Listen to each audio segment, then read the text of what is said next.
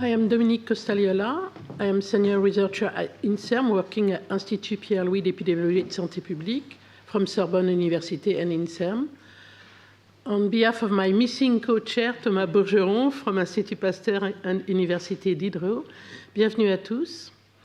And without further ado, we will begin with the first session. The session is supposed to be around 30 minutes talks, and then we will have time for discussion with the audience. So the first speaker will be Jonathan Marchini, and as Arnaud just said, he will present us the UK Biobank. Jonathan? Well, thank you very much. I'd just like to say I'm really happy to be here. It's great to be back in Europe. I recently moved to America, so it's great to be back in Europe. So, as Arnaud said, I'm going to start talking about the UK Biobank, really try to set the scene for the rest of the session and the day. UK Biobank, is that not showing? Okay. So what I'm going to try to do is tell you about Biobank, the design of the study, and give you an overview of the data that's available. There's a huge amount of data. I want to try to give you a flavour of what's there and what you can get access to.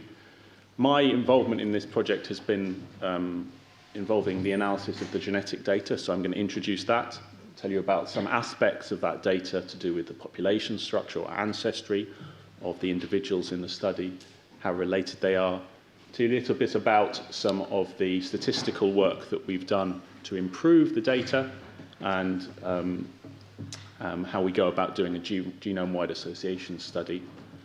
Then I'm going to dive a bit deeper into some of the really interesting phenotype data, specifically the brain imaging data that's been collected on a large, is being collected on a large subset of the 500,000 people.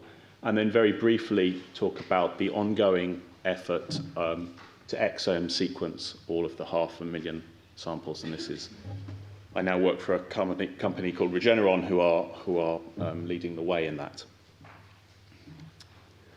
So what is the UK Biobank? Well, it's a phenomenal major resource aimed at improving the prevention, diagnosis and treatment of disease.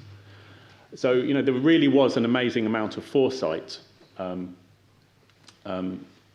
know, maybe 15 years ago, to start collecting data on 500,000 men and women across the UK aged between 40 and 69. And the data, as I'll say more in subsequent slides, it's extensive, detailed baseline questions that were given to each individual when they visited the assessment centre, as well as collection of biological samples for future assays. You know, and this is all within the National Health Service, which is in the UK quite a unique endeavour. So it's the largest group of people anywhere in the world in one single health system, and it keeps detailed records on those individuals as they go through their lives. So the idea of collecting 500,000 people was to then follow them through, to see what happens to them through their life, and link health records to the genetic data and other data sets. So the amazing thing about this is it's available reasonably straightforward to any person who's an academic or a commercial researcher worldwide. If you have a bona fide research question, then you can make an application. You have to pay a fee to get the data, but normally that's reasonably straightforward. So it's a huge resource, and I think is extremely well accessible. So, as I said, it's a prospective study, and so there are some advantages of doing a prospective study. So it allows a wide range of conditions to be studied. You don't have to specify a particular disease of interest and go out and collect people with that disease. You can just collect a large number of people and watch what happens to them. Exposures can be assessed prior to disease development, which can be very useful. You're not then asking people to recall what happened in their past, having got a particular disease. It allows you to investigate factors that might be affected by disease processes. It allows you to assess those conditions that can't be easily investigated retrospectively. So fatal conditions, and it can include all those cases that have high fatality rates, for example, myocardial infarction. And then, of course, it's relatively straightforward to compare controls selected from within the cohort to specific subsets of cases. So, as I said, the nice thing about the study is you don't have to pick a particular disease of interest. You can just see what happens to the people as they progress, but you do essentially have to wait. And so through time, for each disease, you will expect the increasing numbers of people with disease. And so there was a paper published in 2015 that tried to estimate roughly how many cases we might expect for a range of reasonably common diseases. And so you can see, we're somewhere in between here now. We can expect in the next few years to get rather large numbers of cases over a full spectrum of diseases. And these numbers are getting quite big. And that means we have a lot of power, statistical power, to make novel discoveries about those diseases. So I'll dig a little bit deeper into what is available on these individuals. So every individual, when they visited the assessment centre, they had to do a touchscreen survey. And this survey covered all of these different factors. So sleep, alcohol, diet, smoking, physical activity, early life factors, general health. So it's a very comprehensive questionnaire. It took a median of 52 minutes to do for each person. So it's quite a time commitment. There was also standard baseline measures were taken on each of the individuals, so blood pressure, heart rate, their height was measured, waist-hip circumference, their weight, spirometry, ultrasound, and then they also were interviewed, a one-to-one, a very short interview, maybe 4 minutes, to assess their medical history, their occupation, and some other factors. And then there has been, subsequent to that, follow-up collections on subsets of individuals. So between 100 and 200,000 people took part in web-based questionnaires, diet diaries, lifetime occupation, cognitive function. 100,000 people were given accelerometers, wrist accelerometers, to wear for a week to measure their physical activity. Lipids, metabolites were measured in a standard panel of assays on actually all 500,000 people, and that data has recently been released. There's an ongoing effort to collect imaging data on 100,000 people, brain, heart, body, MRI, and then bone and joint and DEXA scans, hearing tests, visual tests, retinal images, OCT images, and then, of course, the genetic data, whole genome genotyping on all 500,000 individuals. So this data,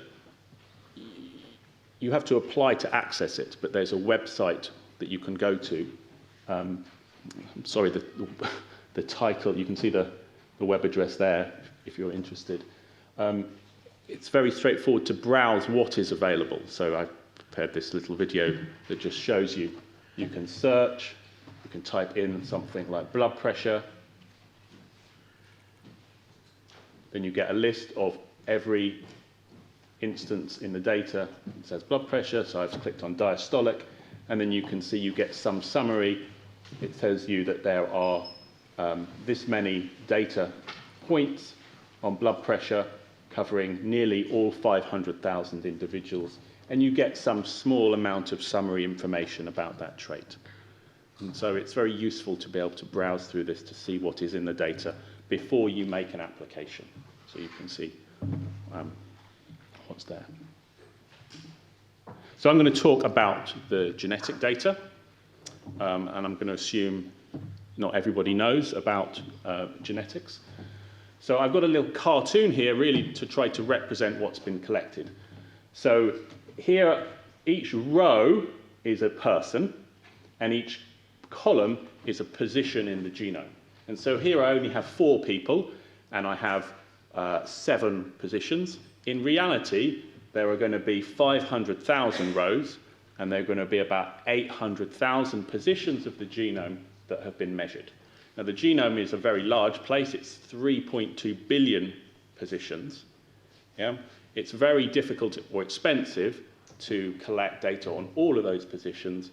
And over time, we've worked out that if you collect a kind of roughly equally spaced number of positions, that is extremely valuable information in order to help you make discoveries about the genetic basis of disease, population genetics, and population structure. So what you get at each position, at each individual, are the 2 letters, A, C, T, or G, that exist at that position. And of course, you have 2 copies, one from your mother and one from your father. So this person has an A and a C. This person has an A and an A. So you've got to imagine that matrix just much deeper and much, much longer. And so that was collected by an Affymetrix SNP array. So this is the technology used to collect this data. And a committee was put together essentially to choose those 800 positions very carefully.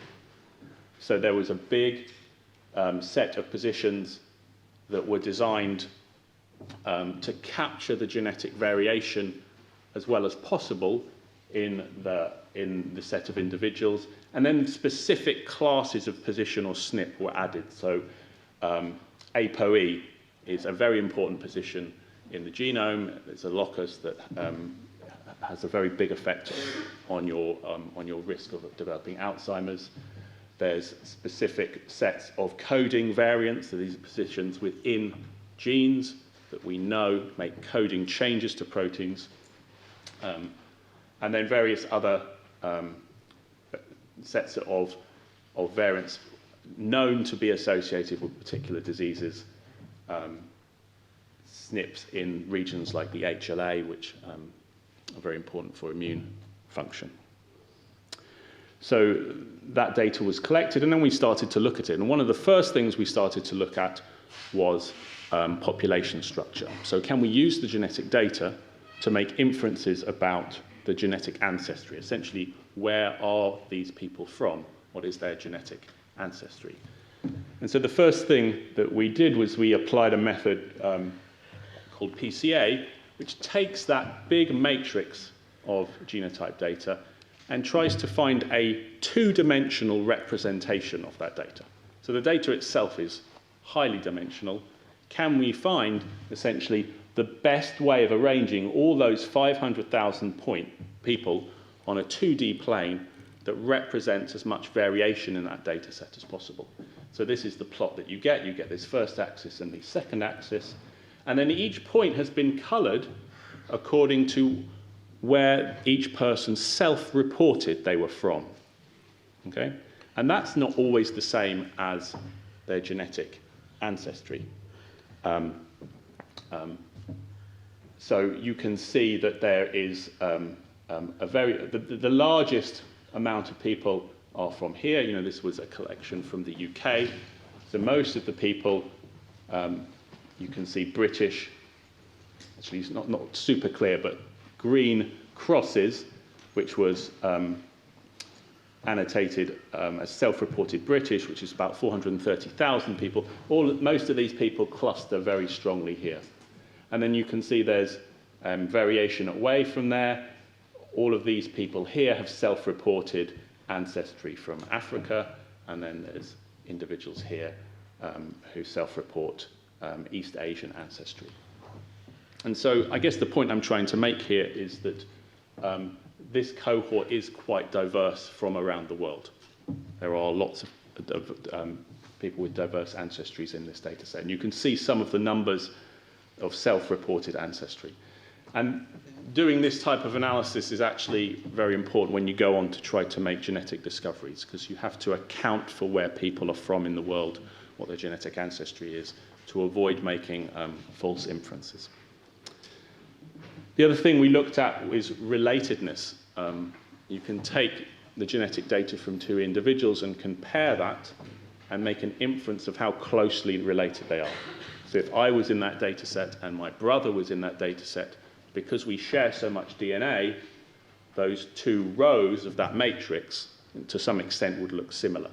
So we can measure that and then make an inference. So when it's a close relative, like a parent or a brother or a cousin, you can infer that very well. And so we were able to count, essentially, how many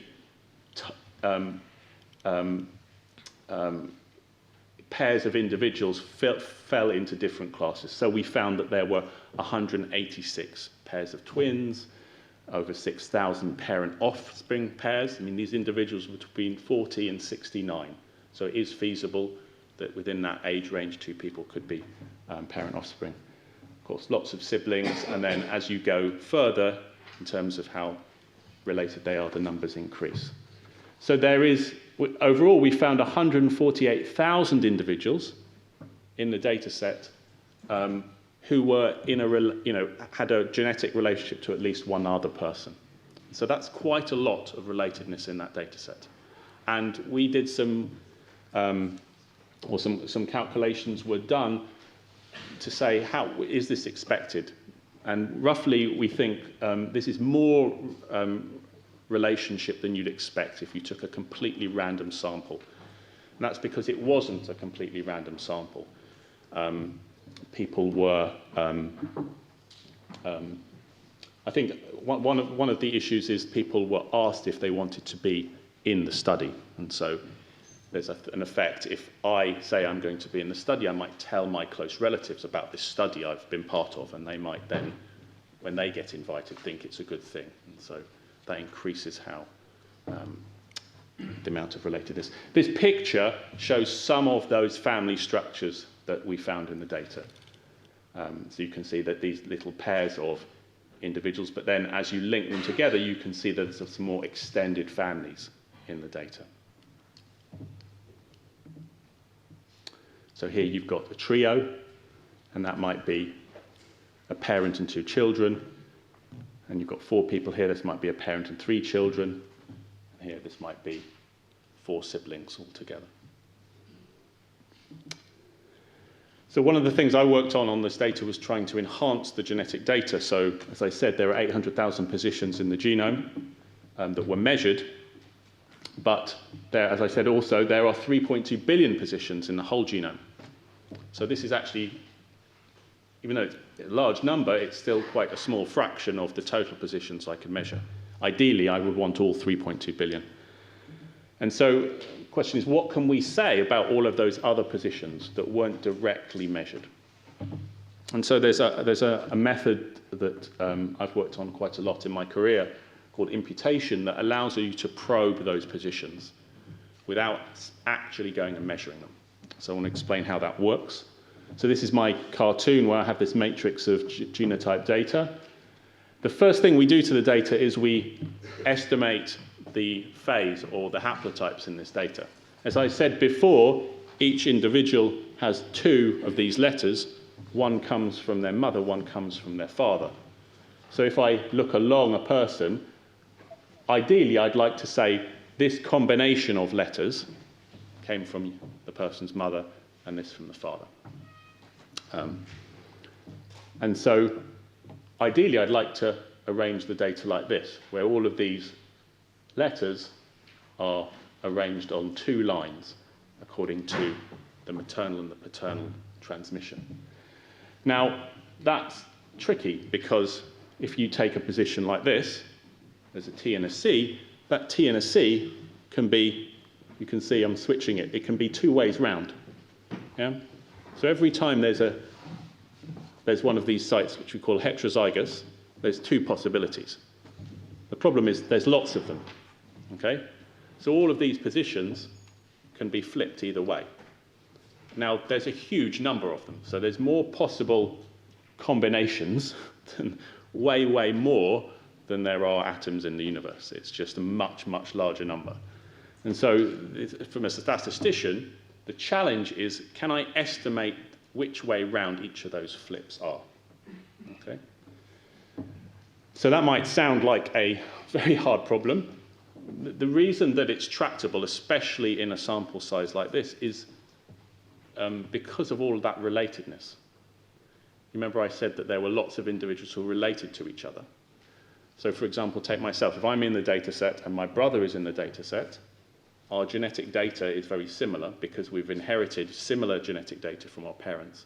We can use that, because if I see a particular string of letters and I look and I see that someone's related to me, I should see exactly the same set of letters. Not across the whole chromosome, but in short stretches.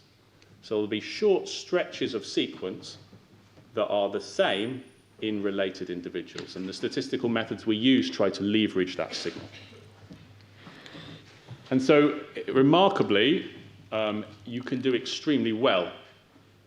So even though there are a huge number of possible combinations, over a whole chromosome, this is chromosome 20, we can do remarkably well. So each of these lines is an individual, and these individuals have been chosen because of relatedness information, we know what the truth is. So I've taken a set of individuals where I know the truth, I've tried to estimate their phase, their haplotypes, and then I've compared it to the truth.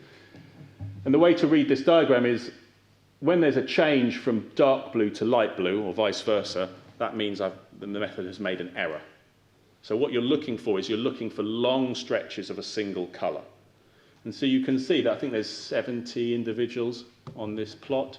You can see that many individuals almost have a whole chromosome where you've made perfect inference. This was actually a plot we did back in, I think it must have been 2015 or 16 now, and the methods have actually increased in accuracy since then. So we're able to do very well. We're able to resolve the phase of these individuals very accurately. The next step is then to, as I said, try to fill in the gaps that we haven't measured. And the way that we can do that is using external databases of data. So there are some reference data sets from the Haplotype Reference Consortium, projects like the UK 10K project, that have really taken the time to measure every position using a different technology, genome sequencing. And so there are sets where we've got very fine scale detail about the letters at each position. So we have this reference data, and then we have our UK Biobank data, and then we can try to match up this data to this one. So essentially you can see this person here has lots of missing places. But now I've got these alleles all phased, what I can do is essentially look for matches. So if I take this stretch of sequence here, I can look in my reference database and see, look, well, it matches that stretch there. Okay? And so then I can infer that it's quite likely, because of that match across that region, this person has also those letters in all of the gaps. And so I can then copy down that sequence. I can use these matches to predict down the alleles that are missing. Okay, and so we use statistical models to do that. It's not quite this simple because there's not always a unique match. Yep, and the matches are of different lengths in different individuals. So we use models, hidden Markov models, to account for that. I've given one of our references there. Essentially, what we're trying to do is something like this. We're trying, for each individual, we're trying to match it to match a stretch of sequence to a stretch of sequence here and copy down. So it's like each person is a mosaic of all of the sequences in the reference database. So a lot of my group's time has been spent on making these methods scale, making them as computationally fast as possible. When we did this in 2016, 17, it was taking about 10 minutes per sample with our software Impute 4. We've made at least a factor of 10 increase in that now with Impute 5. So essentially what we can then do is take that 800,000 set of positions and increase it to 96 million, so over a 100-fold increase in the amount of data that we've got. And then we start looking at phenotypes. So I take my matrix of data, and now I've got 96 million positions, and I take a phenotype of interest, so for example, height, And then I can compare each position and look for an association with that phenotype. So there's a statistical model here. Essentially what I'm looking for, there are three possibilities, AA, AC, and CC. And then when I look at the phenotype in those three classes, what I'm looking for is a signal somewhat like this, where there's an association between the genotype and the phenotype. And so you can fit a statistical model and assess whether these box plots are different, obtain a p-value, and you can do that for all of the positions. And so here's how it works out for height. So this is the whole of chromosome 2. These red dots are positions we already knew were associated with height. Okay? So this is what the literature was telling us before we did this experiment. When I do that test in 10,000 biobank people, I get all of these little black dots. Each one is a position in the genome. And you can see, and the y-axis is minus log 10 p-value. And the red line is where I start to get excited about a signal. You can see there's not much going on. There's something maybe slightly going on here. It's because I've only got 10,000. And this is where the power of biobank really comes in. If I go to 150,000, you can see now I'm starting to get some signals all across the chromosome. So it's saying that there are many positions across chromosome 2 that are influencing our height. Then I go to 350,000, you can see it gets even better. And then when I add in the imputation, so go from 800,000 to 96 million, it looks like this. So I think this really clarifies to me the value. You can see that the resolution massively increases.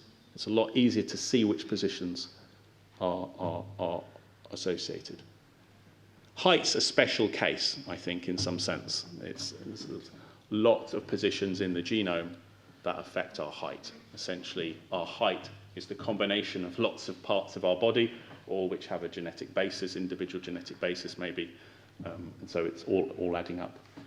We can then look at one particular, if I look at this particular region, you can see there was no red dot, so it's a novel region. This is what it looks like. And this is before imputation. When I add imputation, which are the grey dots, you can see the resolution is increasing. And actually the signal is increasing. And it's implicating maybe a different gene than what would be implicated without imputation. So I'm running out of time. No, it's fine. You still have 5 minutes or more, or even more. So. I'm going to say a little bit about the brain imaging. So as I said earlier, 100,000 people are being imaged. I think at the moment it's about 35,000. They're doing about 20,000 people a year. And it's brain, heart, and body imaging. And I think the effort has already started actually to get a second time point on 10,000 people. And so sort of large number of different brain imaging modalities are applied to each individual. Now, there's a whole talk here on what we do with that brain imaging data to process it into something we can use. So when you measure someone's height, that's a very simple measure. Yeah, but when you take a brain image of someone, that image essentially is millions of data points. So there's not one single number like height, there's millions of numbers. So ideally you need to turn it into a smaller set of numbers that are meaningful. So there's a whole image processing suite of tools that's applied to the images that measure things like volumes of particular parts of the brain, like the hippocampus, the putamen, the amygdala, or they measure the amount of grey matter you have. And they measure the connection strengths between different parts of the brain. So this table really is trying to summarize all of those different measures that are derived from the brain imaging. So for example, this one here, this T2 flare Bianca phenotype, it's measuring total white matter hyperintensity. That's a long way of saying it's measuring the amount of lesions that a person has in their brain. Okay? So if we're interested in genetic basis of lesions in the brain, we pick that measure, and there's one of those. But then you can see in other classes, so there's this one, T1 first, which is 7 subcortical volumes. So this is the volume of the putamen, the volume of the amygdala, the hippocampus, and so on. And then you've got these are partial grey matter volumes of different parts of the cortex. There are these measures here which measure white matter microstructure, and then actually part of the imaging is through time. Image somebody through time, you can measure the connection strength of different parts of their brain.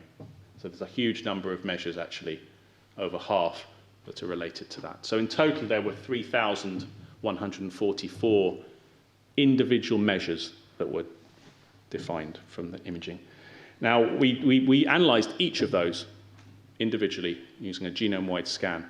I can't, as I said, there's a whole other talk to describe the results, but here's one particular result. This is the genome-wide scan across all 22 chromosomes. So my slide's been cut off, but this is for a T2 star measurement, which measures venous vasculature, microbleeds, and microstructure in a particular part of the brain called the putamen. And you can see we found lots of genome-wide hits. Remember, that line there is where I get interested. This second line is where I get very interested. You can see we found many discoveries across the genome that control that. When we dig back down into the images, and we can look at, in fine resolution, each of these major 4 positions seem to be highlighting different parts of the putamen. So even within that small structure, the genetic variants are having localized effects. I'll skip over that. We've put, and this is happening more and more, I think, making the results publicly available, so people can browse very quickly.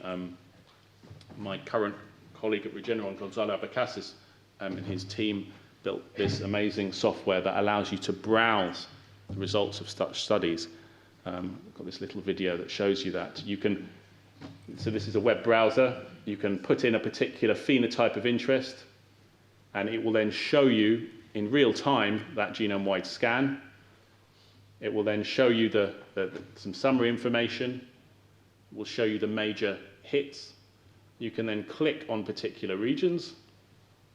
When you click on them, takes a little bit of time, you get the zoomed-in picture.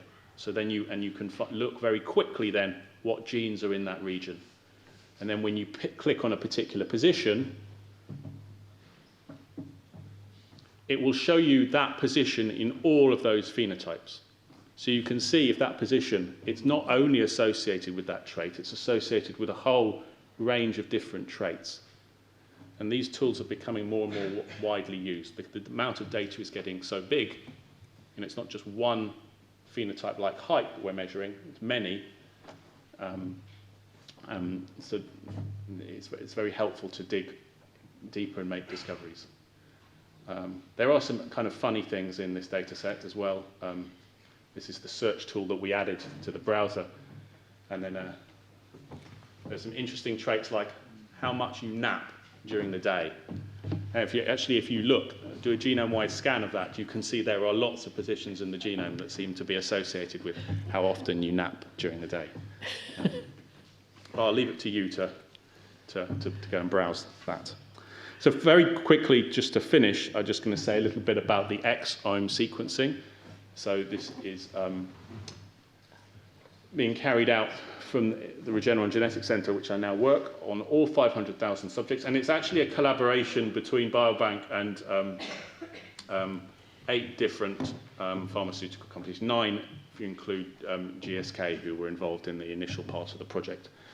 So what is the exome? Well, it's very focused analysis of the parts of the genome we know are important for making proteins. So if you take a particular gene, it's made up of exons and introns, and it's the exons that come together through the process of transcription and translation to make a particular protein. Of course, these proteins are then important in biological processes. So these exons, when there's a mutation in those exons, that can have a big effect on the protein. So if you get the wrong mutation, then the protein can be either completely degraded, or it doesn't even get made, or it doesn't function properly, or its shape is changed. And so the reason that the genetic data that was initially collected, it doesn't capture all of the mutations in these regions. You have to use another technology, exome sequencing, to capture every single mutation.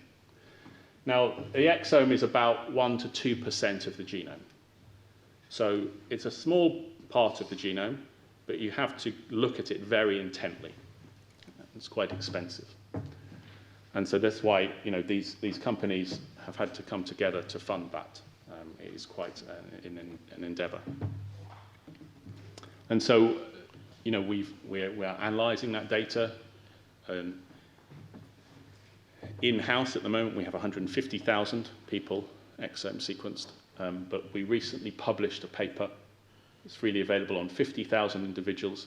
Just to give you a brief flavor of that, we identified 4 million positions that had a mutation in those 50,000. So you remember the data I first described was 800,000 positions, yeah, across the genome. Just in this 1 to 2% of the genome, we found 4 million positions that have some measure of variation. So you can see when you apply the new technology, you really do find a lot more positions that have variation. So interestingly, nearly every gene, yeah, we were able to find an individual who had a mutation that changed the function of that gene. And in most genes, nearly 70%, we were able to find 10 people, more than 10 people who had a mutation which changed the function of that protein. Called them LOFs, loss of function. There are also particular mutations we already know about that are, to some extent, actionable. Okay? You can do something about them. So there are mutations in the BRCA genes, which are important for increasing your risk of breast cancer. LDLR, which increases your risk for familial hypercholesterolemia, PMS2, and KCNQ1 are also important variants. And we were able to, if we look at those particular variants, we found 2% of individuals out of the 500,000 people had a mutation that they probably want to know about because they could do something about it. Yeah? And so I think that's maybe going to be discussed later on. You know, should these people be told about these mutations that they have? Because currently no data is returned to the participants. So I'll stop there. Thank you for the opportunity to talk. You know, the web resources for the project are really great, so I'd encourage you to there was a URL at the top, but it's been cut off. But there's lots of resources. There's an annual meeting every year. They video the talks. You can watch them, learn more about all the different parts of the project. I'll stop there. Thank you.